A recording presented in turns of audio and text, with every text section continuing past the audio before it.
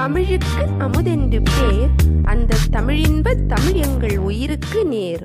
Hello friends, எல்லாரும் எப்படி இருக்கீங்க? நல்லா இருக்கீங்களா? இன்னைக்கு நம்ம சேனல் தமிழ் ஆல்ரவுண்டர் அப்பட்டக்கரில் நம்ம பார்க்கக்கூடிய வீடியோ உடலுக்கு ஆரோக்கியம் தரக்கூடிய இஞ்சி கூட்டு எப்படி செய்கிறதுன்னு பார்க்கலாம். இது செய்கிறதுக்கு தேவையான பொருட்கள், முக்கியமான பொருள் பார்த்தீங்கன்னா இஞ்சி தான். உங்களுக்கு எந்த அளவு கூட்டு வேணுமோ அந்த அளவு நீங்கள் இஞ்சி எடுத்துக்கோங்க. கூடவே கொஞ்சமாக தேங்காய் துருவல் எடுத்துக்கோங்க. அதுக்கப்புறமா பொடிகள் பார்த்தீங்கன்னா பெருங்காயத்தூள், உப்பு, மஞ்சள் தூள், மிளகாய்த்தூள், அதோட கொஞ்சம் புளியும் நமக்கு தேவைப்படும். அதுக்கப்புறமா பார்த்தீங்கன்னா தனியாத்தூள், கடுகு, எண்ணெய், கறிவேப்பிலை, கொஞ்சம் தண்ணியும் தேவைப்படும். அதையும் நீங்கள் எடுத்து வச்சுக்கோங்க. இப்போ நம்ம இந்த இஞ்சியை நல்லா தண்ணியில் சுத்தம் பண்ணிவிட்டு ஒரு ஸ்பூன் வச்சு அதில் இருக்கக்கூடிய அந்த தோல்களை நம்ம எடுத்துக்கலாம். ஸ்பூன் வச்சு எடுக்கும்போது ரொம்ப ஈஸியாக வந்துடும், நமக்கு வேஸ்ட்டாக போகாது, அதுக்காக தான். அதுக்கப்புறமா பார்த்தீங்கன்னா அதை சின்ன சின்ன துண்டுகளாக இந்த மாதிரி கட் பண்ணி எடுத்துக்கோங்க.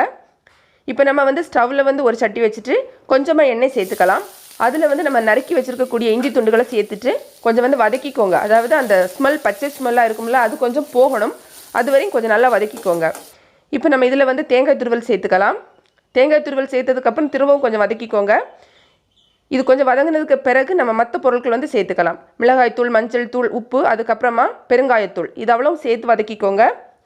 அதுக்கப்புறமா அந்த புளியும் அந்த சூட்டோடையே போட்டு கொஞ்சமாக சூடு பண்ணிக்கோங்க. இப்போ நம்ம இதை ஒரு மிக்ஸி ஜாரில் எடுத்துக்கலாம். அதாவது சூடு ஆறுனதுக்கு அப்புறமா எடுத்து கொஞ்சமாக பேஸ்ட் பண்ணிக்கோங்க. நல்லா அரைக்க வேண்டாம். கொஞ்சம் அரைச்சதுக்கு அப்புறமா இதில் கொஞ்சம் தண்ணி சேர்த்துக்கோங்க. தண்ணி சேர்த்துட்டு திரும்பவும் நீங்கள் நல்லா அரைச்சிக்கோங்க. இப்போ பார்த்தீங்கன்னா உங்களுக்கு ஒரு நல்ல பேஸ்ட் மாதிரி கிடைக்கும். நான் எடுத்து காமிக்கிறேன் பாருங்கள், இந்த மாதிரி வரும். நம்ம இதை திரும்பவும் குக் பண்ணணும். என்ன செய்யணும்னா, ஒரு சட்டி வச்சுட்டு கொஞ்சமாக எண்ணெய் சேர்த்துட்டு கடுகு போட்டுக்கலாம். கடுகு நல்லா பொரிஞ்சதுக்கு அப்புறமா நம்ம கறிவேப்பிலை கொஞ்சம் சுத்தம் பண்ணி எடுத்துக்கலாம். அதையும் நம்ம சேர்த்துப்போம். அப்போ அந்த கூட்டு நல்ல நல்ல வாசனையாக இருக்கும், அதுக்காக தான். ஸோ கறிவேப்பிலையும் போட்டுக்கோங்க. அதுக்கப்புறமா நம்ம என்ன போடணும்னா, நம்ம ரெடி பண்ணி வச்சுருக்கக்கூடிய அந்த இஞ்சி பேஸ்ட் இருந்தில்ல, அதை சேர்த்துக்கலாம். இப்போ பார்த்தீங்கன்னா நல்லா மிக்ஸ் பண்ணிக்கோங்க.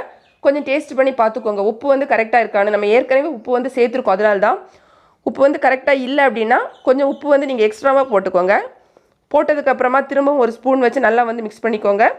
அதுக்கு அடுத்தது பார்த்திங்கன்னா நம்ம தனியாத்தூள் நம்ம இதில் சேர்த்துக்கலாம். அதாவது வறுத்து பவுடர் பண்ணது, அது நல்ல வாசனையாக இருக்கும். நம்ம இந்த மாதிரி சேர்க்கும்போது எல்லாம் சேர்த்துட்டு நல்லா கொஞ்சம் வேகட்டும்.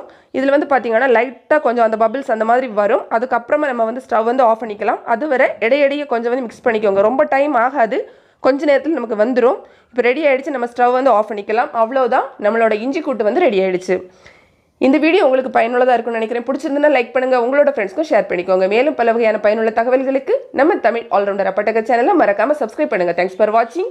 நன்றி, வணக்கம்.